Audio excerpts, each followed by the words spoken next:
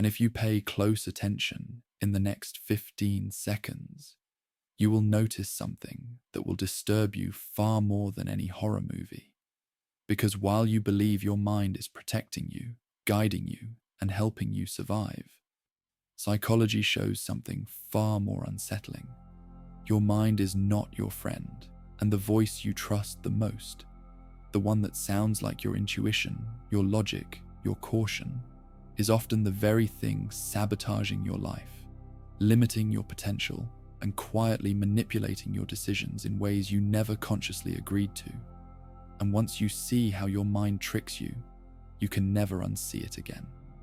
And the first truth you must confront is that your mind does not care about your happiness, your success, your growth, or your dreams. Because biologically, the mind is designed for one purpose: survival. And survival does not require greatness, ambition, emotional fulfillment, or self-actualization. It only requires predictability, familiarity, and the avoidance of anything that feels uncertain. And this is why your mind constantly warns you, scares you, confuses you, or discourages you whenever you attempt something that stretches you beyond your comfort zone. Because psychological growth feels like danger to a mind that only understands safety.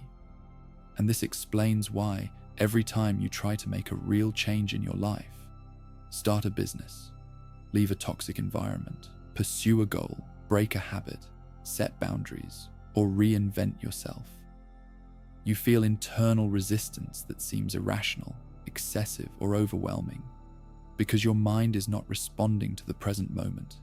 It is responding to old emotional memories, past failures, past criticism, past trauma, and past disappointment.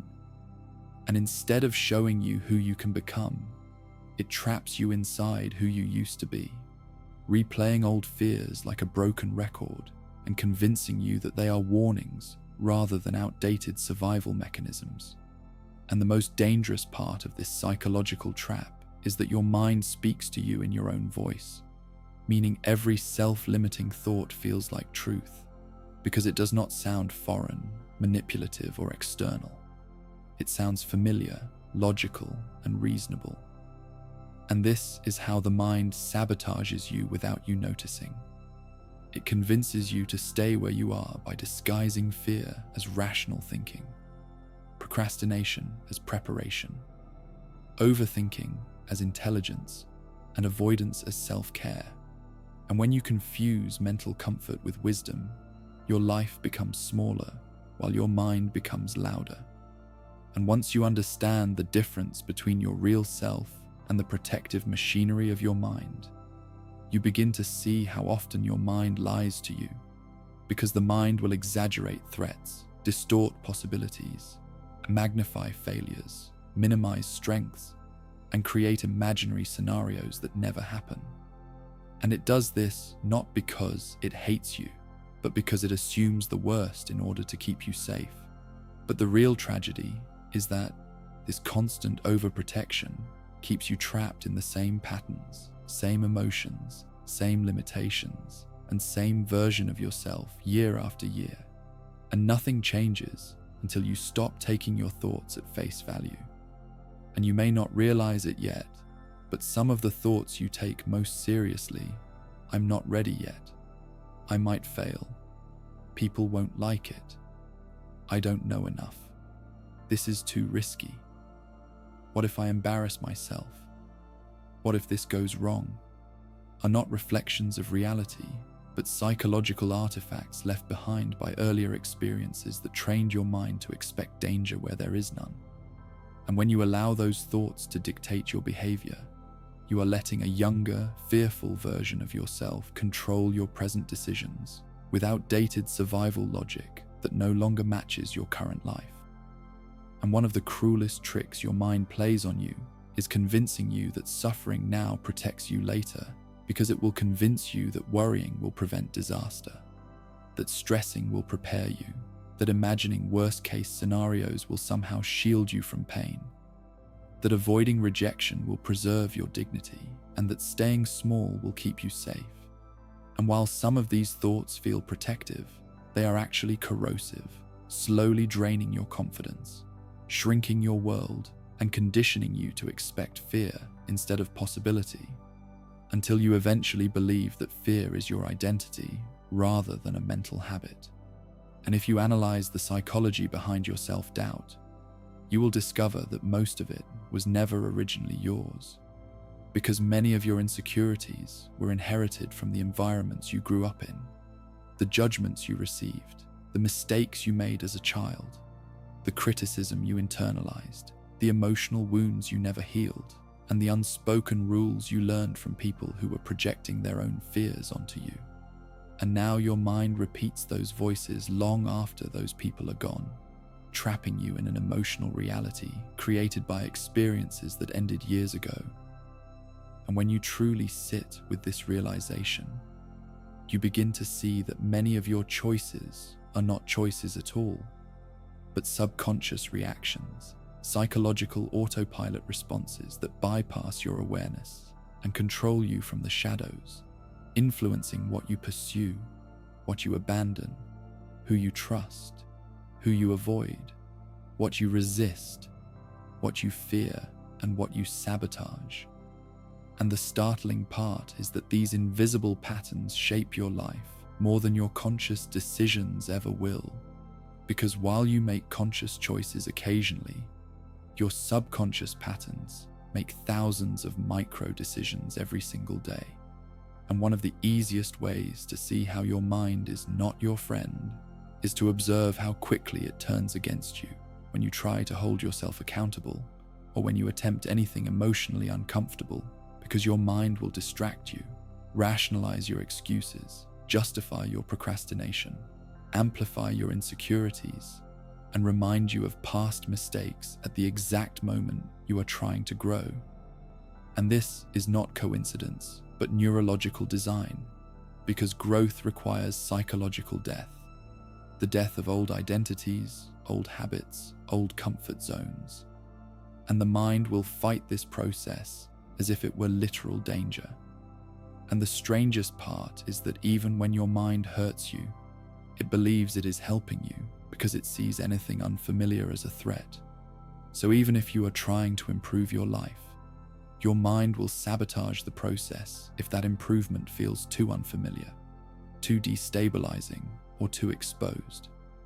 And this is why many people unconsciously ruin opportunities that would have changed their lives, not because they are incapable, but because their mind convinced them that unpredictability is more dangerous than misery. And to a mind built for survival, predictably miserable is safer than uncertainly happy. And when you begin to see all these invisible mechanisms running beneath the surface of your behavior, you start to question how much of your life you have actually lived, and how much of it has been controlled by mental patterns that were never aligned with your real desires.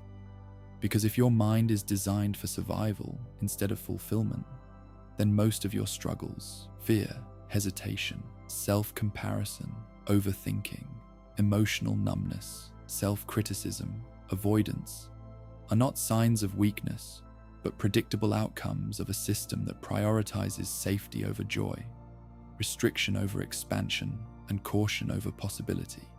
And this realization leads you to the most important psychological awakening you can ever experience.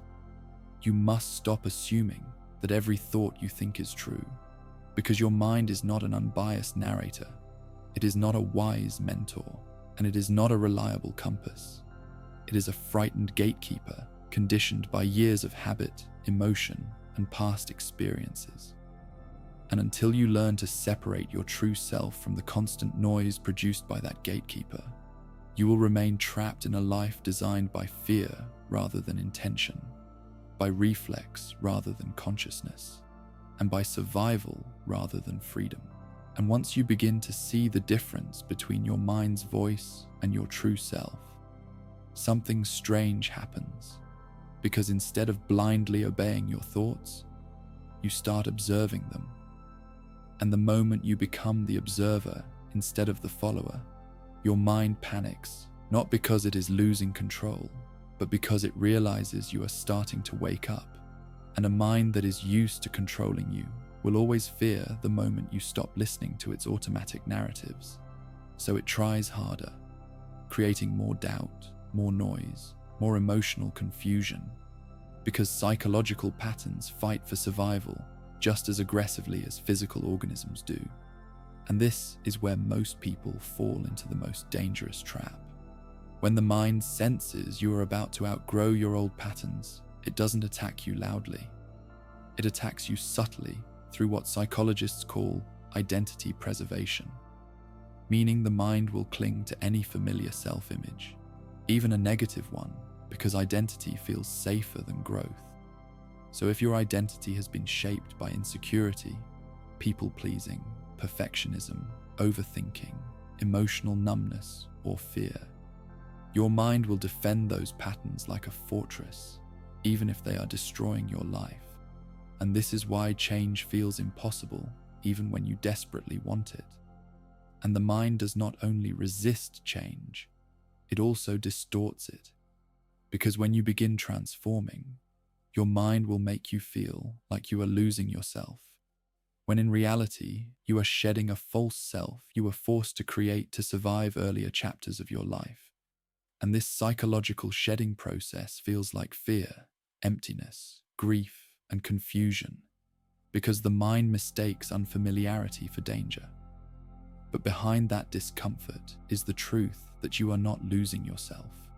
You are reclaiming the part of you that your mind has been suppressing for years in the name of safety, stability, and predictability. And if you pay attention, you will notice that your mind often contradicts itself in ways that make no logical sense, because sometimes it tells you you're not good enough, while also demanding perfection. Sometimes it urges you to take action, while paralyzing you with fear. Sometimes it pushes you toward connection, while convincing you people will judge you. Sometimes it wants comfort, but punishes you with guilt when you rest.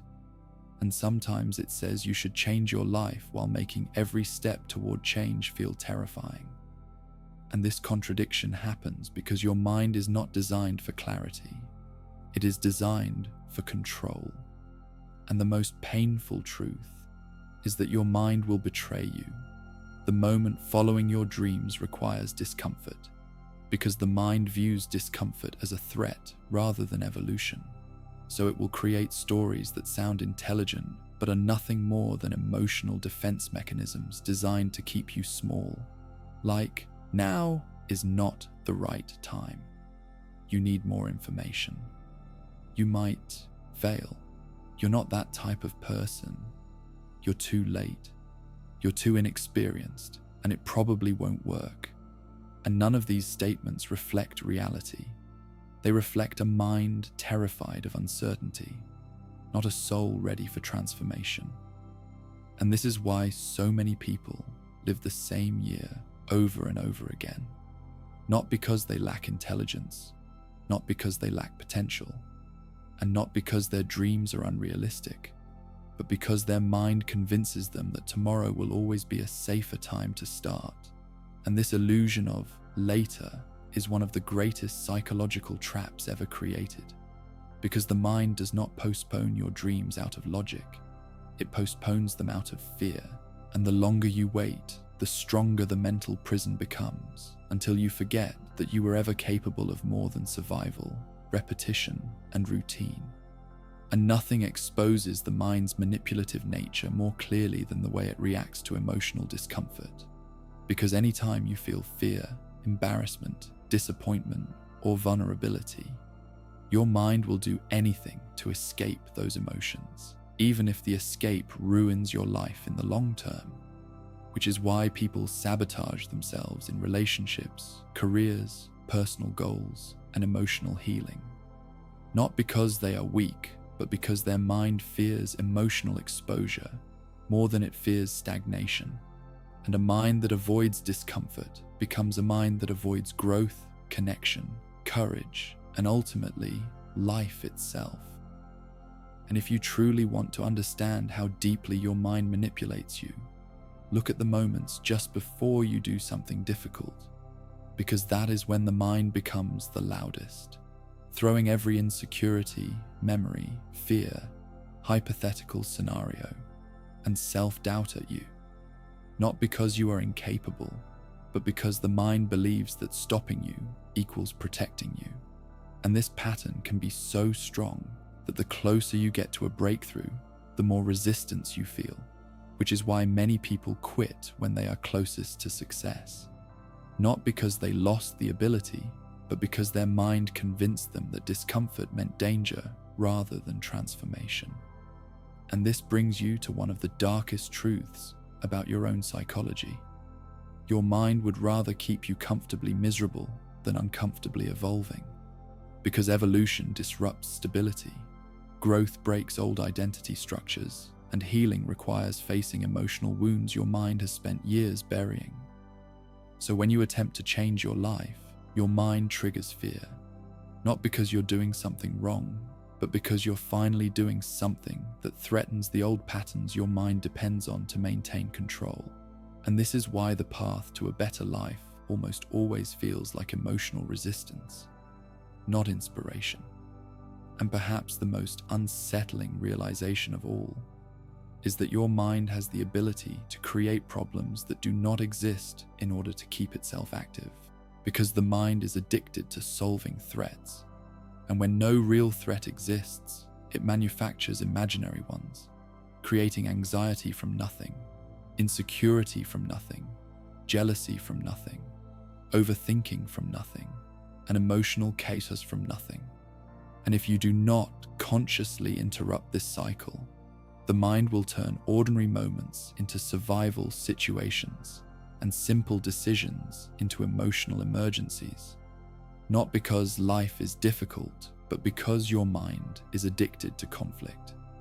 And when you begin to understand all of this, you start seeing how the greatest battle you will ever fight is not against external obstacles, not against your circumstances, and not against other people, but against the stories your own mind tells you. Because those stories shape your reality, dictate your behavior, control your choices, and determine your future. And if your mind is operating on outdated programming, emotional wounds, or inherited fears, then your life becomes a reflection of patterns you did not consciously choose. And breaking free requires questioning thoughts you once believed were facts. And the truth is, your mind is not evil, and it is not broken. It is simply doing the best it can with the emotional information it has. But if you never update that information, your mind will continue acting as if you are still the scared, hurt, insecure version of yourself you used to be. Even if your current self is stronger, wiser, and far more capable now. And until you consciously teach your mind that you are no longer in danger, it will protect you in ways that hold you back, limit you, and dim the very potential you are finally ready to embrace. And when you realize that your mind is not your friend, at least not by default, something powerful begins to shift, because instead of obeying your thoughts, you start questioning them. Instead of panicking when fear arises, you recognize it as a pattern. Instead of believing every insecurity, you see it as old emotional residue. Instead of relying on your mind for clarity, you begin listening to your deeper intuition, the part of you that knows who you are becoming, not who you used to be. And this shift marks the beginning of psychological freedom, the moment you stop being ruled by your mind and begin guiding it instead. And the moment you start guiding your mind instead of being controlled by it, you begin to realize how often your mind confuses comfort with safety, familiarity with truth, and fear with intuition. Because a mind that has spent years keeping you small will not suddenly celebrate your growth. And every time you step into a newer version of yourself, your mind will whisper old warnings, resurrect past insecurities, replay outdated memories, and amplify imaginary risks. Because its job is not to help you evolve, but to help you survive. And survival always feels threatened by transformation, even when transformation is exactly what your life needs. And one of the most dangerous illusions your mind creates is the belief that you must feel ready before taking action, because readiness is not an emotion, but a decision. Yet your mind will convince you that waiting is wisdom, preparation is productivity, hesitation is caution, and delaying your potential is maturity, when in reality, readiness rarely arrives before movement, confidence rarely appears before experience, and clarity almost never comes before action, meaning the mind uses "not ready" as a weapon to keep you from discovering how powerful you truly are. Because once you take action, the mind loses control and it is terrified of that moment.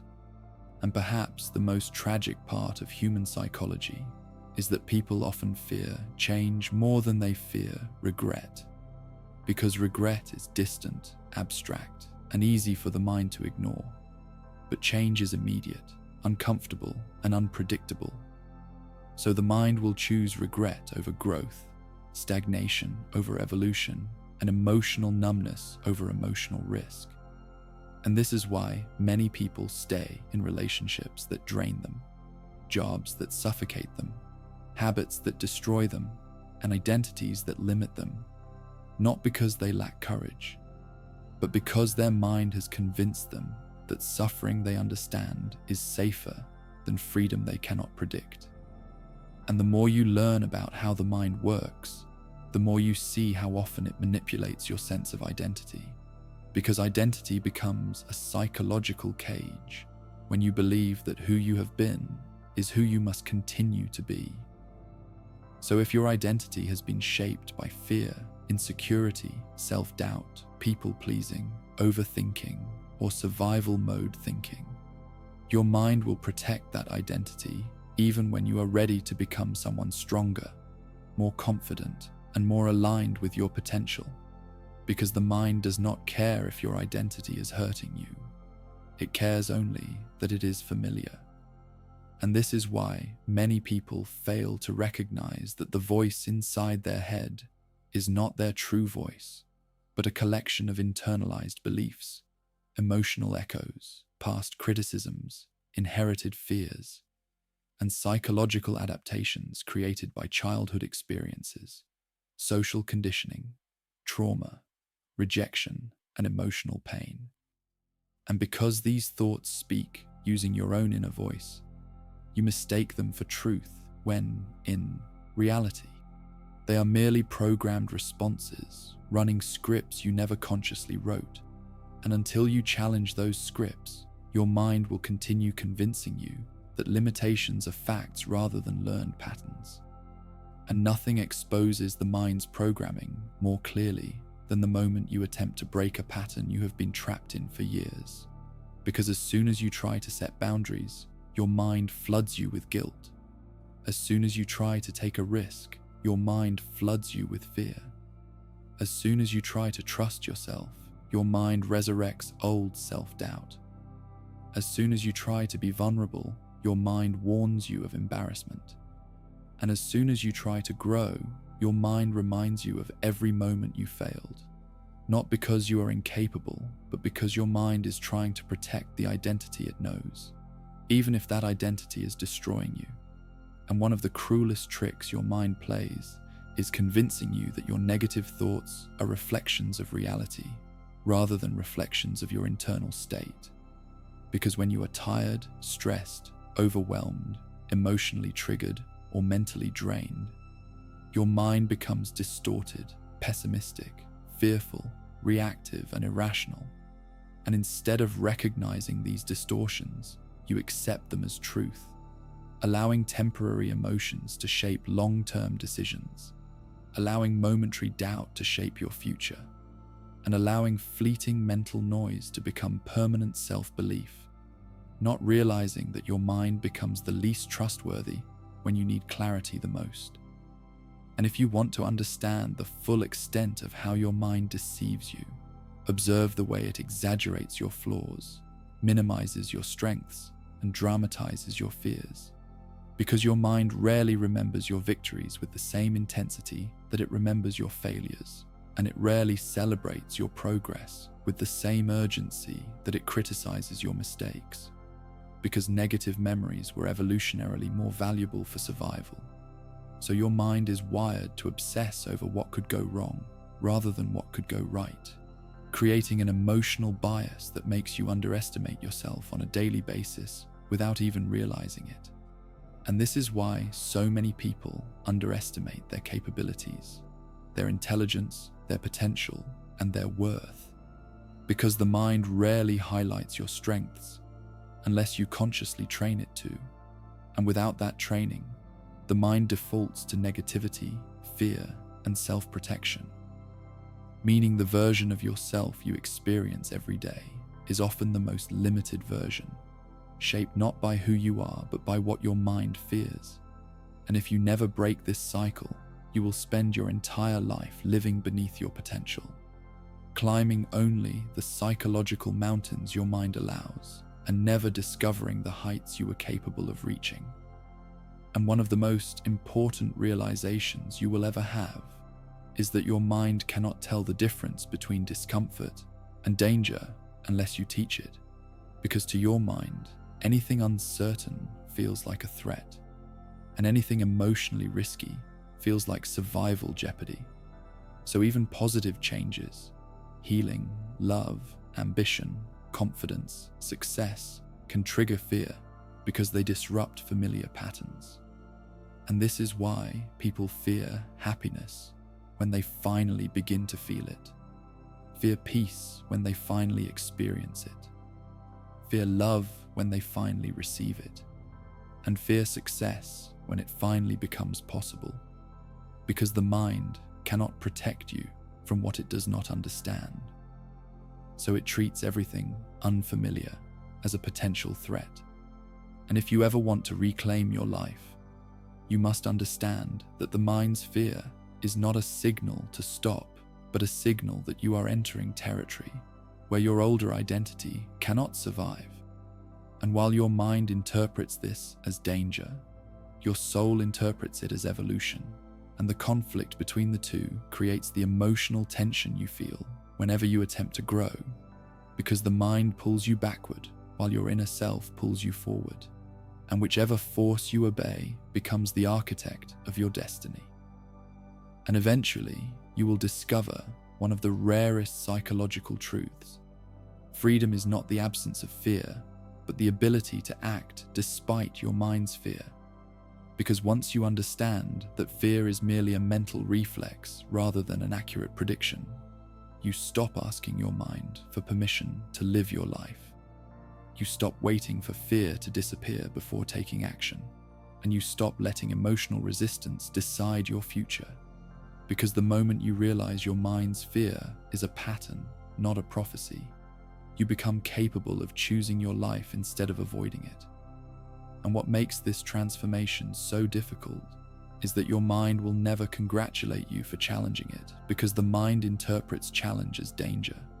So when you break a habit, set a boundary, pursue a dream, confront a fear, or change a belief, your mind will make you feel uncomfortable, uncertain, anxious, or overwhelmed. Not because you are doing something wrong, but because you are finally doing something your mind cannot control.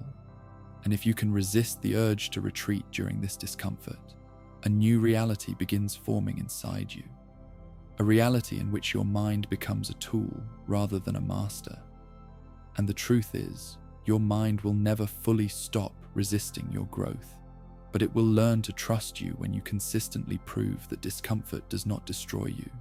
Because the more you move through fear without collapsing, the more your mind updates its programming, slowly learning that uncertainty is survivable, vulnerability is survivable, ambition is survivable, change is survivable, and expansion is survivable.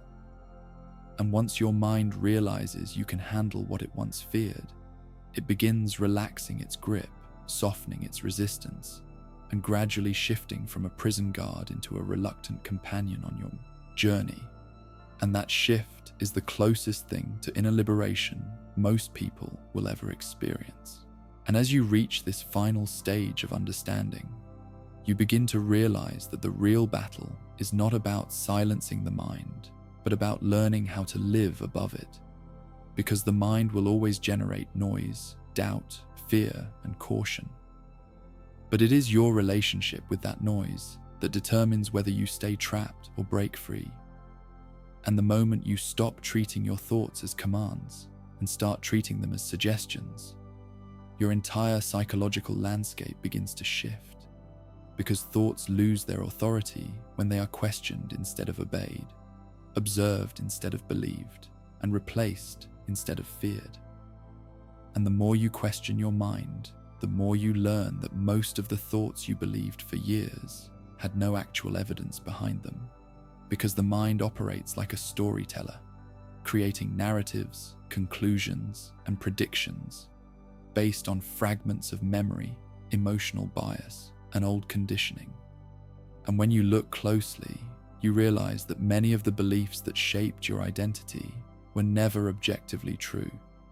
Beliefs like, I'm not good enough, people won't accept me, I always mess things up, I can't change, or this is just who I am. And once you see that these ideas were built on emotional interpretations rather than facts, you begin to understand that your identity was constructed by your mind, not chosen by your soul. And nothing reveals the mind's true nature more clearly than the way it reacts when you begin rewriting your story. Because the mind panics when you take control of the narrative, and it does everything it can to pull you back into the old version of yourself, using nostalgia for past pain, exaggerating familiar fears, resurrecting old insecurities, and attacking you with waves of self-doubt. Not because the old version is better, but because the old version is predictable, and predictability is the mind's preferred environment even when it makes you miserable. So the moment you stop accepting misery as identity, your mind begins to lose the false power it once had over you. And one of the greatest shifts you will ever experience happens when you stop asking your mind, can I do this? And start telling your mind, we are doing this. Because the moment you stop negotiating with your insecurities, your mind begins to adapt to your leadership, and this shift marks the beginning of your inner authority. The moment you stop being the child of your thoughts and become the parent of them, guiding, correcting, and redirecting them, instead of letting them dictate your life. And this is how you begin to dismantle decades of internal programming that kept you locked inside an identity you had outgrown long ago. And when you begin operating from inner authority rather than mental obedience, your life changes in ways that feel almost supernatural, because things that once terrified you become manageable. Things that once paralyzed you become steps you can take, and things that once felt impossible become challenges you can navigate, not because the obstacles disappeared, but because you are no longer facing them from the perspective of fear, and instead you are facing them from the perspective of someone who understands that fear is a reflex, not a prophecy, and that your mind's panic is not a warning sign, but simply a sign that you are entering unfamiliar territory. And this realization leads to one of the most powerful truths you will ever discover. You are not supposed to trust your mind. Your mind is supposed to learn to trust you, because the mind is reactive, emotional, primitive, and fear-based. While your deeper self, your awareness, your intention, your consciousness, is the part of you capable of growth, leadership, and transformation. And when you allow the mind to run your life, you experience only the world it fears. But when your deeper self leads, you experience the world you are capable of creating. And that shift changes every thought, every decision, and every possibility in your reality. And once you see this clearly, you begin noticing how many areas of your life were controlled by a frightened mind that thought it was protecting you, because you stayed quiet to avoid conflict, when in reality, you were silencing yourself. You stayed small to avoid failure, when in reality, you were shrinking your potential. You stayed in situations that hurt you because your mind convinced you they were safe, when in reality they were prisons. And you accepted limitations because your mind confused fear with logic. And once you recognize these patterns, you can never again pretend that your mind has been acting in your best interest. And this understanding forces you to confront one of the hardest psychological truths. Your mind will never voluntarily loosen its grip on you, because control is its default state, and freedom is something you must claim, not something your mind will offer. So if you wait for your thoughts to become positive, your fear to disappear, your doubts to quiet, or your uncertainty to vanish before you take action, you will wait your entire life, because the mind only changes after you act, not before. And this is why people spend decades waiting for a feeling that can only come from doing the very thing their mind is trying to avoid. And the moment you take action, in spite of your mind's resistance, is the moment you break the psychological illusion that has controlled you your entire life. Because once you realize you can experience fear and still move forward, your mind begins to lose its power over you. And every time you choose growth over comfort, expansion over repetition, courage over avoidance, and self-trust over self-doubt, you reprogram your mind with new evidence. Evidence that says you are capable, resilient, adaptable, and safe even when you step into the unknown. And this evidence becomes the foundation of a new identity built, not on fear, but on truth. And the more evidence you give your mind that you can survive discomfort, the more your mind stops sabotaging your progress. Because a mind that trusts you no longer panics every time you take a risk, creates less resistance, produces fewer catastrophic narratives, and gradually begins cooperating with your goals instead of attacking them. And this is how people finally start building the lives they once thought were impossible. Not because the fear disappeared, but because the mind learned that discomfort is not danger, and growth is not a threat. And once you reach this stage, something extraordinary happens. You stop living on mental autopilot and start living intentionally, because your mind no longer controls your reactions. Your emotions no longer dictate your choices, and your old patterns no longer define your identity. And you begin experiencing moments of clarity, peace, and self-awareness that were impossible before. Not because life becomes easier, but because you finally understand that the chaos was never outside of you.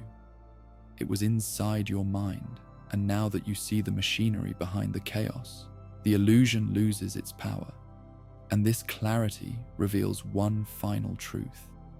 Your mind will always have a voice, but it does not have to have authority, because authority belongs to the part of you that observes your thoughts, not the part that creates them.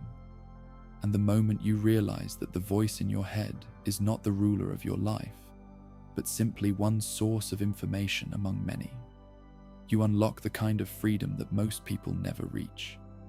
Because most people spend their entire lives fighting the mind, obeying the mind, fearing the mind, or trying to silence the mind, when the real power comes from understanding the mind while no longer identifying with it. And when you understand this, you finally reclaim everything your mind once stole from you. Your confidence, your potential, your courage, your boundaries, your ambition, your voice, your peace, your identity, and your future. And you begin living as the person you were always meant to become, the version of you that existed before fear shaped you, before doubt held you back, before survival mode thinking drowned out your inner truth, and before your mind convinced you that safety mattered more than becoming who you were meant to be. Thanks for watching. If you found this video helpful or eye-opening, make sure to hit the like button. It really helps the channel grow. And don't forget to subscribe for more practical psychology insights, self-awareness tools, and mind-sharpening advice. Take care, and I'll see you in the next video.